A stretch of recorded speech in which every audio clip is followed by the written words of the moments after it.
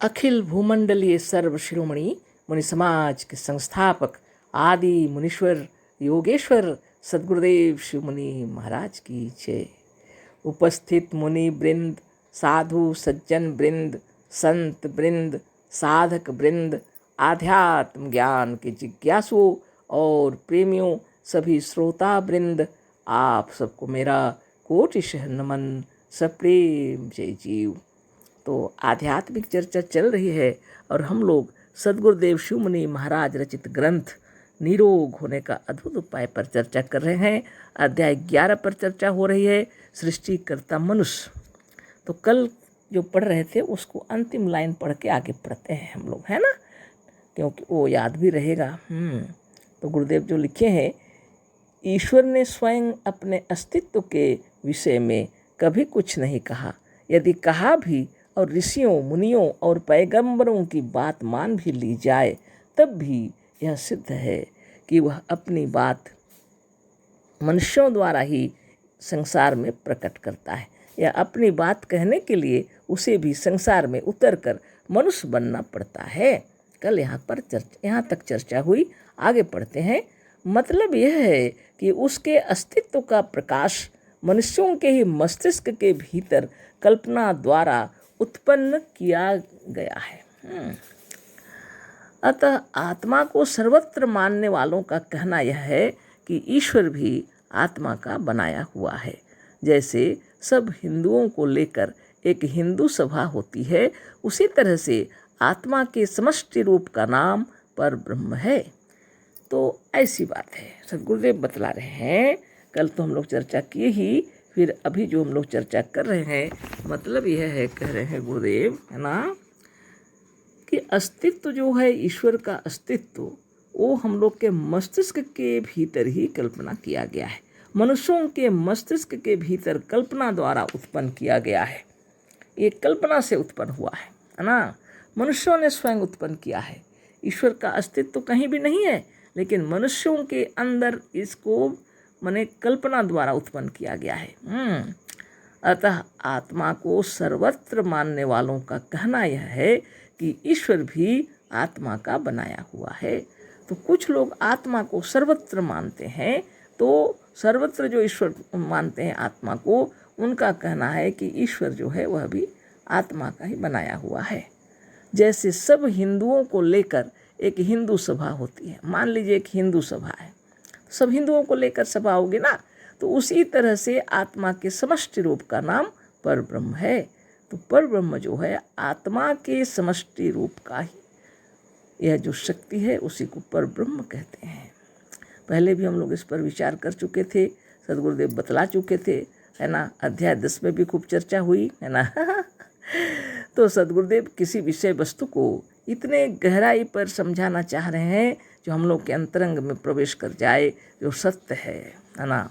और इस सद्ज्ञान को आप जैसे ही अनुभव कर लेंगे, आपको समाधि लग जाएगी, स्वस्थ स्वरूपस्थ हो जाएंगे। इतनी बड़ी बात है, सद्गुरुदेव के किताबों का अध्ययन करते करते स्वरूपस्थ हो जाएंगे।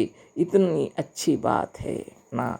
तत्व से जब आपको मालूम हो जाएगा कि आत्मा कितनी महिमा से भरी है, इसी ने ईश्वर की कल्पना की है, इसी ने ईश्वर को बनाया है ना। ईश्वर से भी बढ़कर है आपकी आत्मा, है ना। आगे पढ़ते हैं। जो गुण समष्टि में है वही व्यष्टि में है। पानी का एक बूंद भी पानी है। पर ब्रह्म का व्यष्टि रूप एक मनुष्यात्मा या जीवात्मा भी पर ब्रह्म है। पर ब्रह्म की सृष्टि समझने के लिए आत्मा की सृष्टि को समझ लेना आवश्यक है। जैसे गणित का एक कठिन और बड़ा प्रश्न निकालने के लिए एक छोटा सा हिसाब बना लिया जाता है, ठीक उसी तरह से इस सृष्टि को किसने, कैसे और किससे बनाया, इसे जानने के लिए आत्मा की एक छोटी सृष्टि को समझना होगा। तो सद्गुरुदेव कह रहे हैं, जो गुण समष्टि में है, समष्टि में जो गुण है वही व्यष्टि में है। समष्टि मतलब सभी आत्माएं, व्यष्टि मतलब एक आत्मा, है ना। तो जो गुण समष्टि में है, सद्गुरुदेव कह रहे हैं, वही गुण व्यष्टि में है। उदाहरण दे रहे हैं, पानी का एक बूंद भी पानी है। उदाहरण दे रहे हैं कि पानी का एक बूंद भी पानी है। परब्रह्म का व्यष्टि रूप एक मनुष्य आत्मा का या जीवात्मा भी परब्रह्म है। इसलिए परब्रह्म या परब्रह्म का व्यष्टि रूप एक मनुष्य आत्मा है। परब्रह्म मतलब समष्टि आत्मा, और उसका व्यष्टि हो गया ये जीवात्मा या एक छोटा सा, है ना, कहने का एक मनुष्य आत्मा या जीवात्मा भी परब्रह्म है। तो परब्रह्म का व्यष्टि रूप एक मनुष्यात्मा ही क्यों न हो, जीवात्मा ही क्यों न हो, यह भी परब्रह्म है।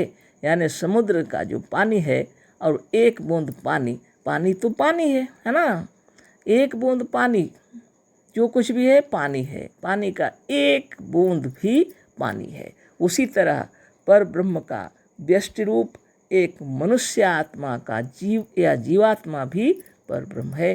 जिसे लोग मनुष्य आत्मा और जीवात्मा कह के छोटा समझते हैं, लेकिन सद्गुरुदेव कह रहे हैं यह परब्रह्म ही है। जैसे एक बूंद पानी भी पानी ही है ना। परब्रह्म की सृष्टि समझने के लिए आत्मा की सृष्टि को समझ लेना आवश्यक है। तो परब्रह्म की सृष्टि को समझने के लिए, सकल सृष्टि को समझने के लिए, परब्रह्म ने जो रचना की है, इसको समझने के लिए हमें समझना पड़ेगा आत्मा की सृष्टि को, है ना। जैसे गणित का एक कठिन और बड़ा प्रश्न निकालने के लिए एक छोटा सा हिसाब बना लिया जाता है, तो सभी को मालूम है, आगे भी चर्चा हुई थी, है ना। जैसे गणित का एक कठिन और बड़ा प्रश्न निकालने के लिए एक छोटा सा हिसाब बना लिया जाता है, ठीक उसी तरह से इस सृष्टि को किसने, कैसे और किससे बनाया, इसे जानने के लिए आत्मा की एक छोटी सृष्टि को समझना होगा। तब इसको जानने के लिए आत्मा की एक छोटी सृष्टि को समझना होगा।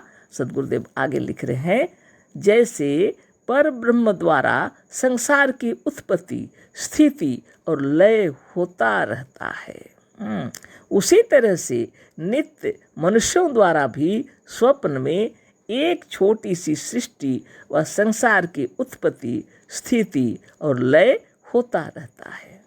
जैसे जागृत अवस्था में परब्रह्म की यह सृष्टि काल्पनिक होने पर भी सत्य मालूम होती है, ठीक उसी तरह से स्वप्न सृष्टि भी स्वप्न अवस्था में सर्वथा सत्य मालूम होती है।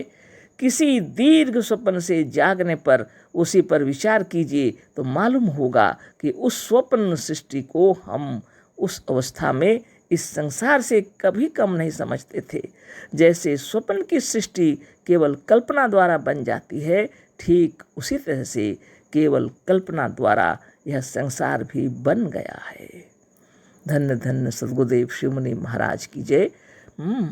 इन्होंने बताया परब्रह्म जो है, परब्रह्म जिसको हम लोग परब्रह्म कह रहे हैं, वो संसार की उत्पत्ति, स्थिति और लय उसी में होते रहता है।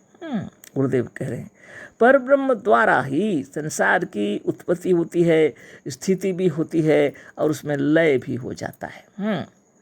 सद्गुरुदेव बतला रहे हैं उसी तरह से नित्य मनुष्यों द्वारा भी स्वप्न में एक छोटी सी सृष्टि व संसार की उत्पत्ति, स्थिति और लय होता रहता है। सबको मालूम है ना। पर इतनी गहराई से हम लोग कभी सोचते थे क्या? नहीं जानते थे, है ना। स्वप्न की महिमा सद्गुरुदेव बतला रहे हैं, या आत्मदेव हम लोग को नित्य एक स्वप्न दिखा देते हैं, एक संसार की रचना करते हैं, ये उत्पत्ति करते हैं उसकी, और अपने में स्थित होता है, और जब जागते हैं तो अपने में लय हो जाता है ना। तो ये आत्मा से उत्पन्न हुआ ये संसार स्वप्न का, और जब तक स्वप्न देख रहे थे तब तक स्थित रहा, और जब जागे तो खुद में ही लय हो गया, अपने में ही विलीन हो गया, है ना। उदाहरण बहुत सुंदर है और सटीक उदाहरण है, इससे बढ़कर और क्या उदाहरण देंगे गुरुदेव। यह तो नित्य अनुभव की बात है, नित्य रोज स्वप्न देख रहे हैं हम लोग, नित्य न भी देखे तो देखते ही तो हैं कभी न कभी। तो सद्गुरुदेव कह रहे हैं जैसे जागृत अवस्था में परब्रह्म की यह सृष्टि काल्पनिक होने पर भी सत्य मालूम होती है। ठीक उसी तरह से स्वप्न सृष्टि भी स्वप्न अवस्था में सर्वथा सत्य मालूम होती है। तो सद्गुरुदेव कह रहे हैं हम लोग जागृत अवस्था में हैं अभी, और पर ब्रह्म की ये सकल सृष्टि जो है हम लोग को सत्य मालूम हो रही है ना, कैसे नहीं होगी। इसी जगह तो हम लोग रोते हैं और यहाँ लड़ाई झगड़े भी करते हैं, प्रेम से भी रहते हैं, है ना। सारी दुनिया सत्य ही मालूम हो रही है ना। जब तक हम लोग जागृत अवस्था में हैं, यानी जब तक हम लोग स्थूल शरीर में हैं, ये दुनिया सत्य ही मालूम हो रही है और सत्य ही लगेगा, सत्य ही है वह, क्योंकि सत्य का कल्पना सत्य है ना। पर ब्रह्म की कल्पना है यह सकल सृष्टि, और जब तक हम लोग स्थूल शरीर में रहेंगे ये सब कुछ सत्य ही मालूम होगा। गुरुदेव कह रहे हैं जैसे जागृत अवस्था में पर ब्रह्म की यह सृष्टि काल्पनिक होने पर भी सत्य मालूम होती है, काल्पनिक होने पर भी सत्य मालूम होती है। ठीक उसी तरह से स्वप्न सृष्टि भी स्वप्न अवस्था में सर्वथा सत्य मालूम होती है ना। तो ये तो टाइम हो गया, तो कल फिर चर्चा होगी, है ना, इसी पर। तो सद्गुरुदेव शिवमुनि महाराज की जय, अशेष धन्यवाद, कोटि से नमन, सप्रेम जय जीव।